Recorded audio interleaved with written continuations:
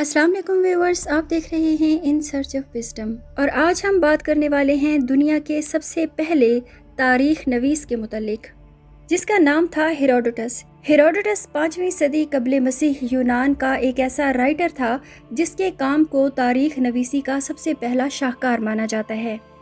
Herodotus ने अपनी तारीख की किताब में बहुत सारी कहानियाँ लिखी हैं और कुछ कहानियाँ ऐसी हैं जिनके बारे में रिसर्चर्स ये कहते हैं कि ये कहानियाँ तख़य्युलात पर मबनी हैं, जैसा कि सोने की तलाश में खुदाई करती हुई चूंटियाँ, एक उसीला बादशाह जिसने समंदर को 300 बार कोड़े मारने का हुक्म दिया था और एक ऐसी डॉल्फिन जिसने शायर को डूबने से बचाया था।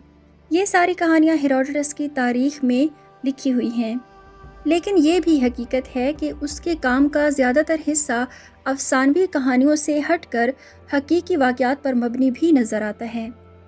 हेरोडोटस एक ऐसा तारीख़दान है कि जब उसने कलम उठाया तो उससे पहले तारीख़ नवीसी पर कोई किताब लिखी हुई नहीं मिलती, बल्कि तारीख़ी वाक़यात को एक फ़हरिस्त की शक्ल में लिखा जाता था और उन वाक़यात की वजूहात को बयान भी नहीं किया जाता था। जबकि हेरोडोटस ने एक नई अप्रोच को अपनाया, उसने वाक़यात को ज़्यादा हकीकत पसंदी के साथ देखा। हेरोडोटस वो तारीख़दान था जिसने वाक़यात की वजूहात भी बयान की और उन वजूहात को दोनों तरफ से देखा और परखा। हेरोडोटस अगरचे यूनानी नस्ल था, लेकिन उसका वतन हेलिकार्नोसिस फ़ारसी सल्तनत का हिस्सा हुआ करता था। वो ताकतवर फ़ारसियों और यूनानियों की मुसलसल होने वाली जंगों के दौरान बड़ा हुआ। इन होने वाली जंगों का अहवाल बड़ी ही तफसील के साथ हेरोडोटस अपनी किताब में लिखता है। वो लिखते हैं कि फ़ारसी और यूनानी जंगों का आगाज़ 499 कबल मसीह में होता है, जब एथेंस के लोगों ने उन यूनानी बागियों की मदद की जो फ़ारस के ख़िलाफ़ लड़ते थे, और यही वो वजह थी कि दारियुस बादशाह ने यूनानी बगावत को कुचलने के लिए एक बड़ी फ़ौज भेजी। लेकिन बैटल ऑफ मैराथन में एथेंस के लोगों को हैरत अंगेज़ तौर पर फतह हासिल हुई।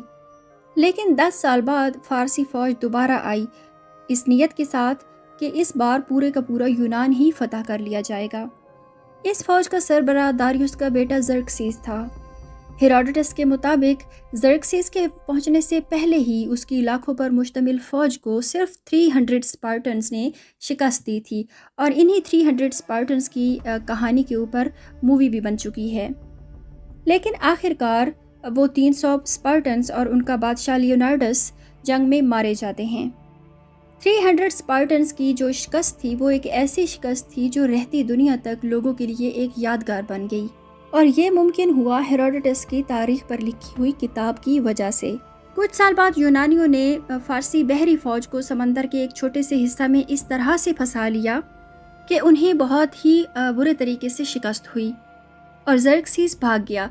इन जंगों का अहवाल लिखने के लिए हेरोडोटस ने पूरे मेडिटेरेनियन के आसपास का सफ़र किया, इन इलाकों से स्टोरीज़ को कलेक्ट किया और अपनी किताब का हिस्सा बनाया। लेकिन इस किताब की खूबी ये है कि उसने यूनानी और गैर यूनानी दोनों अतराफ़ की कहानियाँ जमा की और फिर अपना एनालिसिस अपनी किताब में पेश किया। वो अपनी किताब का आगाज़ कुछ इस तरह से करता है। हेलिकार्नोसिस का हेरोडोटस अपनी तहकीक इस तरह से पेश कर रहा है।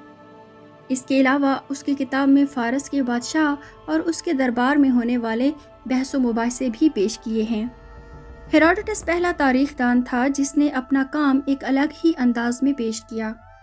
उसने वाक़यात को मुख्तलिफ़ जगहों से और मुख्तलिफ़ लोगों से सुना और उसके बाद अपना तबसरा पेश किया।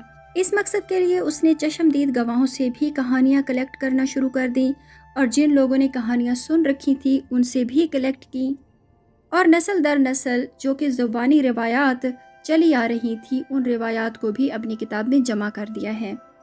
इन वाक़यात को लिखने के बाद और उनके रेफरेंसेस देने के बाद वो फिर अपना तबसरा भी पेश करता है, यानी उन वाक़यात का कंक्लूजन ख़ुद भी पेश करता है।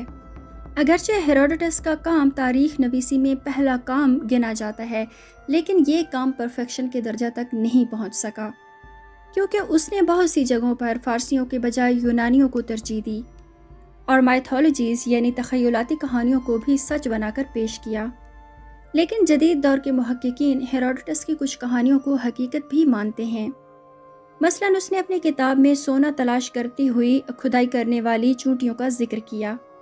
ماڈرن ریسرچرز یہ کہتے ہیں کہ ہمالیہ کے پہاڑوں میں گلہریوں کی ایک ایسی نسل رہتی ہے جو مٹی کی کھدائی کرتی ہے تو گولڈن ڈسٹ اٹھتی ہے، اور قدیم فارسی زبان میں گلہری کے لیے استعمال ہونے والا لفظ یونانی میں چونٹی کے لیے استعمال ہونے والے لفظ سے بہت زیادہ ملتا جلتا تھا، جس کی وجہ سے ہیروڈوٹس کو ترجمہ کرنے میں غلطی ہو گئی۔ ہیروڈوٹس کے اس کام کو سینکڑوں سالوں بعد ایک رومن اسکالر سسرو نے بہت زیادہ سراہا اور اسے فادر آف ہسٹری کے لقب سے بھی نوازا۔ امید ہے آج کی یہ ویڈیو آپ کو اچھی لگی ہوگی۔ میرے چینل کو سبسکرائب کیجیے، ویڈیو کو لائک کیجیے اور اپنا فیڈ بیک لازمی دیجیے گا۔ Thanks for watching. اللہ حافظ۔